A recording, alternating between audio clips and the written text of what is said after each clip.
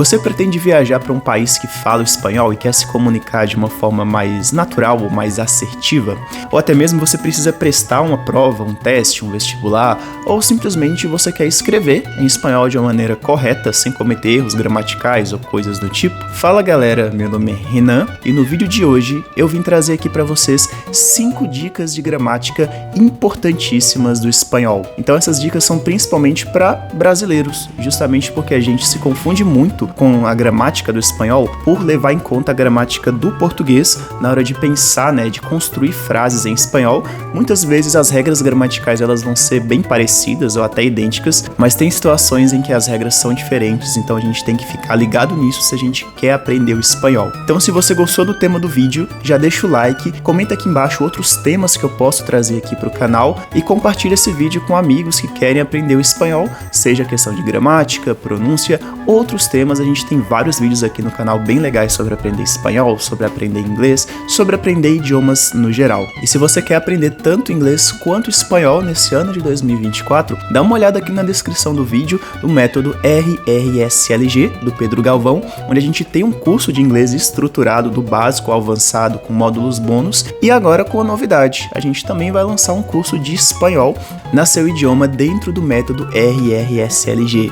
Então se você quer aprender esses dois idiomas que são tão importantes, são literalmente aqui os 2 idiomas mais falados do mundo, clica aqui embaixo, conheça o método RRSLG e seja fluente em inglês, em espanhol, aprenda esses idiomas e aprenda a aprender idiomas que são tão importantes para a nossa vida. Então, dados os avisos, bora pro tema do vídeo. Ok, galera, então o primeiro ponto que eu quero trazer para vocês aqui é o uso dos artigos definidos em espanhol. O que são artigos? São aquelas palavrinhas que geralmente acompanham um substantivo.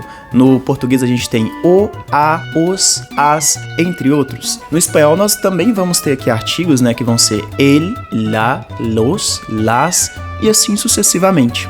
A diferença e o que gera aqui uma confusão do espanhol para o português é que no espanhol alguns artigos, alguns gêneros, os substantivos eles também têm gênero masculino e feminino e também tem número plural e singular, só que no espanhol alguns artigos eles vão ser diferentes porque o gênero dos substantivos também é diferente. Então é muito uma coisa de memorização. A grande maioria dos substantivos do espanhol vai ter o mesmo gênero, masculino ou feminino do português, por exemplo, la mano para a mão e el mapa para o mapa. Então, bem tranquilo, existem algumas situações em que a gente tem um substantivo com um gênero diferente, como por exemplo, la nariz. La nariz, que seria o nariz. Pode gerar algumas dúvidas, quando você está aprendendo espanhol, mas nada que prejudique a comunicação, tá?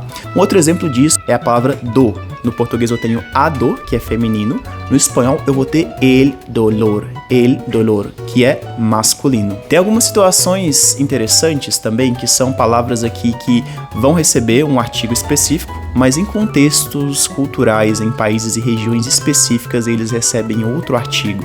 Por exemplo, eu tenho aqui do português o mar, no espanhol seria el mar, para a grande maioria, 95% dos lugares, só que existem situações, existem regiões onde você vai escutar pessoas dizendo la mar. Inclusive, vocês vão escutar essa expressão na música Me Gustas Tu, que é uma música muito conhecida, principalmente aqui na América Latina, onde eles usam a expressão la mar. Então, isso pode gerar uma dúvida, pode gerar confusão, e é muito uma questão aqui de estudo, tá, galera? De vocabulário e de adquirir vocabulário para memorização. E trazendo aqui para vocês um outro bizu ainda nisso de artigos, artigos definidos, existe uma situação no espanhol que não existe no português, que é quando eu tenho aqui um artigo, feminino ou masculino, que termina na mesma letra que é a letra que segue o substantivo. Por exemplo, se eu tenho aqui a ideia de a água, eu não vou dizer la agua, por uma questão aqui de cacofonia. O espanhol ele tende a evitar que sons parecidos eles fiquem muito juntos. Então, em vez de dizer la agua, no espanhol eles dizem el agua, el agua. Mesma coisa para palavras como arte e alma, por exemplo. Eles vão dizer, em vez de la alma e la arte, eles vão dizer el alma e el arte. Então aqui, galera, essas palavras elas não vão ter o gênero masculino, elas continuam com o gênero feminino, mas eles vão ter aqui essa mudança do artigo, para uma questão de evitar a cacofonia. Então eu digo el agua está mojada, el agua está mojada. Então, o água está molhada. Pode soar esquisito, mas é só vocês lembrarem que esse el aqui ele só está colocado para evitar essa cacofonia. Então, a palavra água, ela segue sendo feminina. Tanto que se eu usar aqui um artigo no plural, que seria las, eu sigo usando ela no feminino da mesma forma. Então, el agua está mojada, las aguas están mojadas, ou las aguas son mojadas. Nesse caso, son faz muito mais sentido do que están. Não sei nem por que eu usei están aqui, mas a ideia é essa, tá? A gente tem aqui essa estrutura que vai mudar o artigo, essas palavras que têm sons parecidos, né? Simplesmente para evitar cacofonia, para os sons parecidos eles não ficarem juntos. Mas a gente precisa lembrar disso, porque a gente vai ver essas estruturas sempre que a gente for escutar pessoas falando em espanhol. Então, muito importante, anotem aí, eu não digo la água, eu digo el agua. Dica de número 2, galera, pronomes reflexivos. O que são pronomes reflexivos? São aqueles pronomes que a gente tem, eles vão dar aqui uma ideia de praticar uma ação contra mim mesmo. Então, seria muito aqui o me, se, te, os, as, nos, no, são esses tipos de pronomes. Nós temos esses pronomes tanto no português quanto no espanhol. A diferença aqui é que em muitos verbos eles vão ser parte integrante do verbo por si só. Então, geralmente, em vez de dizer levantar, em espanhol eu vou dizer levantar-se, levantar-se. Muitas vezes, em vez de dizer chamar, eu vou dizer chamar-se. No português, a gente tem regras para isso, tá? Mas essas regras, elas não são muito claras, elas não são muito exigidas no português falado. No espanhol é diferente, a gente sempre vai usar aqui esses pronomes reflexivos, eles vão ser criteriosamente exigidos quando a gente faz uma frase, quando a gente constrói uma frase com verbos específicos. E aqui eu vou deixar uma lista de verbos que são muito associados a esses pronomes reflexivos, tá? Mas eu vou pegar aqui esses mesmos exemplos que eu dei, como por exemplo, chamar-se. No espanhol eu preciso dizer necessariamente me chamo Renan. Eu não posso dizer, por exemplo, eu chamo Renan, por exemplo. Pode acontecer bastante no Brasil. Então esse me, ele é obrigatório. Nós precisamos necessariamente usá-lo nesse contexto de chamar. No contexto de levantar, também mesma coisa. Eu me levanto todas as manhãs. Então eu não poderia dizer, por exemplo, eu levanto todas as manhãs. Esse me, ele é reflexivo, ele é obrigatório dentro dessa estrutura, dentro do verbo levantar-se. Então, a frase correta seria eu me levanto todas as manhãs. Ok, galera, então, dica de número 3, e essa aqui é muito importante, são os verbos gustar e encantar em espanhol. E esse aqui, na minha opinião, é o que gera mais dúvidas em quem está aprendendo espanhol, que é o uso desses verbos. Os verbos gustar e encantar em espanhol, eles têm aplicações, né, eles têm construções gramaticais diferentes dos equivalentes no português, que seriam gostar e encantar ou agradar. No caso do espanhol, eu uso a expressão me gusta. E essa expressão me gusta, ela basicamente faz com que você seja o objeto da ação aqui de gostar e não literalmente o sujeito, diferente do português, que eu vou dizer eu gosto de café, por exemplo. Eu gosto de café. No espanhol,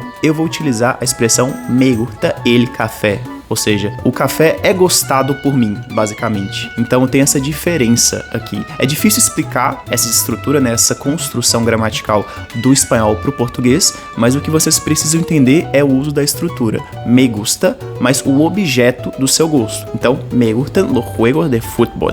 Eu gosto dos jogos de futebol. Com a ideia de encantar, é a mesma coisa. Eu vou dizer aqui, me encanta tu acento. Ou seja, eu gosto muito. Seu acento, seu sotaque, né, ele me agrada muito. Então aqui o seu sotaque, né, ele é o objeto daquilo que me agrada, sabe? Então eu tenho que deixar muito claro essa diferenciação. No português, eu gosto de eu sujeito, e eu tô falando aqui de um objeto que é gostado por mim. No espanhol, eu vou utilizar essa estrutura me gusta, ou seja, a coisa é gostada por mim. Me gusta tu acento, me gusta el café. Então aqui, esse bizu é muito importante, essa dica é muito importante. No espanhol, me gusta, me encanta. No português, eu gosto de e algo me agrada. Então sempre bom a gente ter em mente essas diferenças. Me gusta, me encanta. No português, eu gosto de ou algo me agrada. Ok, galera? Então vamos aqui para a dica de número 4, que é o uso do presente do indicativo para indicar ações no futuro. O que é o presente do indicativo? Bem simples, pessoal. O presente do indicativo é aquele tempo verbal onde eu faço alguma coisa. Então, yo hago alguna cosa. Esse é o presente do indicativo. O pulo do gato aqui é que no espanhol é muito comum que eles utilizem o presente do indicativo para indicar uma ação no futuro. Então, eu estou usando um verbo no presente, mas eu indico uma ação no futuro. Por exemplo, mañana yo viajo. Mañana yo viajo. Então, amanhã eu vou viajar. Inclusive, no português também é comum a gente usar o presente do indicativo em algumas situações para expressar o futuro, né? Por exemplo, amanhã eu chego aí. Então, nesses contextos, é permitido, né, é aceitável a gente usar o presente do indicativo, só que no português, para eu falar aqui de um futuro próximo, né, de um futuro breve, é muito mais comum eu usar o verbo ir e o verbo principal. Então, por exemplo, amanhã eu vou aí, amanhã eu vou comer, amanhã eu vou te visitar. É mais comum a gente usar essa estrutura aqui de verbo auxiliar mais verbo principal, enquanto no espanhol não. Vai ser muito comum utilizarem, por exemplo, mañana hago un test de química, mañana hago un test de espanhol. Então, essa estrutura presente do indicativo, ela é comum, muito utilizada no espanhol para falar de ações futuras. Então, lembre-se disso, no espanhol é comum utilizar aqui o presente do indicativo para indicar uma ação futura. E finalizando, galera, a dica de número 5 é o uso dos pronomes lo e le. E quais são, o que são esses pronomes no espanhol? Galera, os pronomes lo e le, simplificando bastante para vocês, eles vão retomar termos que são complementos de uma frase. Então, a diferença é que o pronome lo, ele vai retomar um complemento direto, que não tem a preposição, do que o pronome le, ele vai retomar a um complemento indireto, que exige preposição. E preposições são aquelas palavrinhas que ligam termos, como por exemplo de, para, a, etc.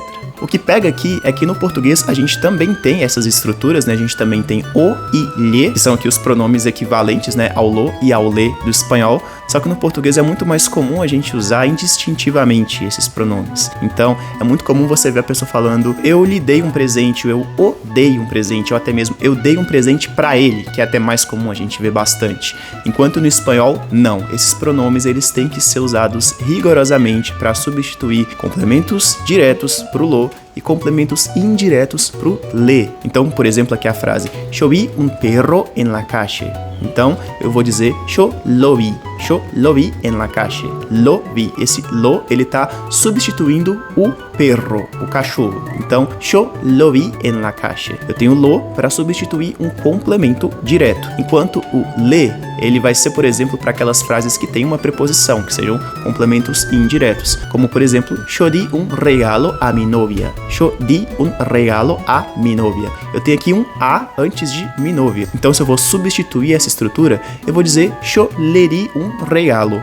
E o que pega mais nesses casos, galera, é que muitas vezes no espanhol eles vão usar de forma até mesmo redundante tanto o pronome le quanto a frase a qual ele está substituindo. Então, nesse mesmo exemplo, é comum a gente escutar yo le di un regalo a mi novia. Yo le di un regalo a mi novia. Então, é basicamente essa questão aqui. Eles têm esses pronomes, né, lo e le, eles usam de forma muito correta. A gente também tem esses pronomes no português, mas no português a gente tem um pouco mais, principalmente no português brasileiro, né, a gente tem um pouco mais de, digamos, liberdade poética para utilizar esses pronomes. Então, recapitulando aqui, no espanhol nós temos o pronome lo, que é que ele vai substituir complementos da frase, que são complementos diretos, né, por exemplo, el perro, yo vi el perro, vira yo lo vi, yo lo vi. Enquanto que o le, ele vai substituir complementos indiretos, que são aqueles que exigem uma preposição. Por exemplo, yo di un regalo a mi novia. Então, eu vou substituir aqui a mi novia, dizendo yo le di un regalo. Então, esse é o ponto. No espanhol, esses pronomes eles são usados com muita frequência de maneira bem correta, enquanto no português a gente tem um pouco mais de flexibilidade quanto ao uso desses pronomes. E é isso, galera. Essas foram aqui as 5 dicas para melhorar a sua gramática no espanhol. Eu sei que tem muito mais questões, né, que geram dúvidas, que geram confusão nos brasileiros quando a gente está aprendendo espanhol, como por exemplo aqui donde e adonde, ou por exemplo outras estruturas do espanhol um pouco mais complexas, né, como o futuro do subjuntivo, com uma estrutura e, as e a, para falar aqui de um passado que tem consequências no futuro, seria basicamente um present perfect do espanhol, e eu posso trazer outros vídeos falando sobre esses temas, né, fazendo, por exemplo, uma parte 2 sobre outros temas gramaticais que também geram dúvidas para brasileiros, mas essas 5 dicas aqui, se você pegar, anotar e repetir, né, entender essas dicas, já vai estar ajudando bastante na sua primeira viagem aqui para um país falante do espanhol, ou se você quer escrever um texto, você precisa redigir algum texto técnico em espanhol, já vai te ajudar bastante. E é isso, galera, esse foi o vídeo de hoje. Lembrando aqui novamente, né, que se você quer aprender espanhol nesse ano de 2024, a gente tá lançando um curso de espanhol também na Seu Idioma, e se você quer aprender inglês de forma estruturada, com vários bônus, com aulões, com os professores para tirar suas dúvidas lá 24 horas por dia com você, clica aqui embaixo, conheça o método RRSLG e fique fluente tanto no inglês quanto no espanhol. E é isso, galera, esse foi o vídeo de hoje, eu vou ficando por aqui e eu vejo vocês no próximo vídeo.